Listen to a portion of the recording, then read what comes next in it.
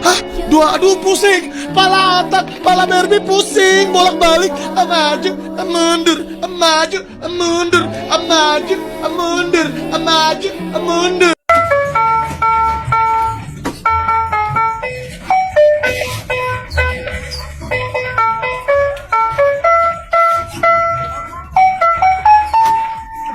Coba lihat benda di sekitar kalian.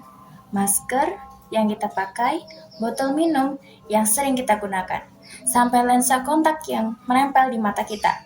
Tahukah kamu bahwa mereka semua punya satu kesamaan? Yap, mereka adalah polimer. Kalian pasti bertanya-tanya, apa sih itu polimer? Polimer, secara kimia, polimer itu seperti rantai yang panjang yang terbentuk dari unit-unit kecil bernama monomer.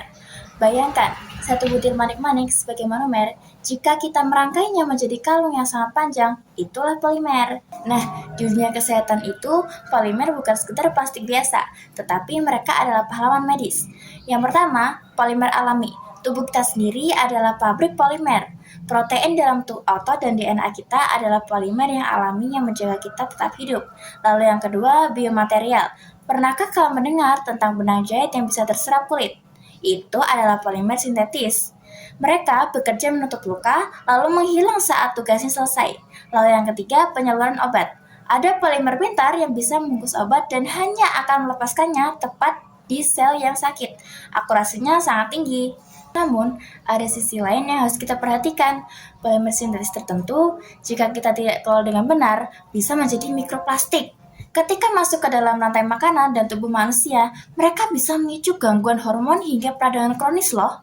Nah, kimia polimer itu telah merevolusi cara kita mengobati penyakit dan memperpanjang harapan hidup kita.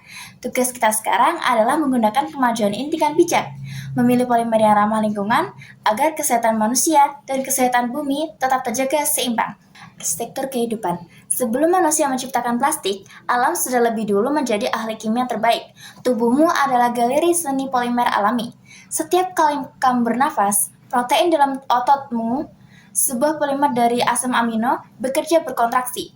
DNA di dalam selmu adalah polimer paling cerdas di alam semesta. Ia adalah rantai nukleotida yang sangat panjang, menyimpan cetak biru kehidupan kita.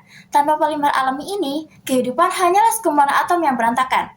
Pernahkah kalian memikirkan tentang pengorbanan sebuah molekul? Mari kita bicara tentang operasi dalam tubuh. Dulu, dokter harus membuka kembali luka untuk mengambil jahitan.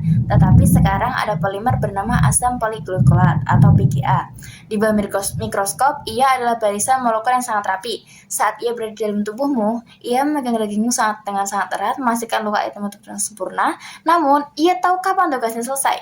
Melalui reaksi kimia sederhana ini, dengan air dalam tubuh selmu, semua proses yang kita sebut hidrolisis, ia perlahan akan meluruh. Ia akan menguap menjadi nafasmu, yang kemudian terbuang melalui keringatmu. Ia hadir untuk menyelamatkan, lalu ia meniadakan dirinya sendiri agar tubuhmu kembali utuh. Yang terakhir, apakah kita harus membenci polimer? Tentu tidak. Solusinya bukan meninggalkan kimia, tapi justru memperdalamnya. Saat ini, para ahli kimia sedang mengembangkan biopolimer yang berasal dari pati jagung atau serat jamur. Polimer dari masa depan yang bisa hancur di tanah dalam hitungan hari, tapi tetap kuat untuk melindungi obat-obatan kita. Kita sedang menuju di era mana alat medis tidak hanya menyembuhkan pasien, tetapi juga tidak menyakiti planet ini. Jadi saat kalian melihat botol minum, masker, ataupun meraba nadi di pergelangan tangan, ingatlah bahwa kita semua terhubung di rantai-rantai molekul ini.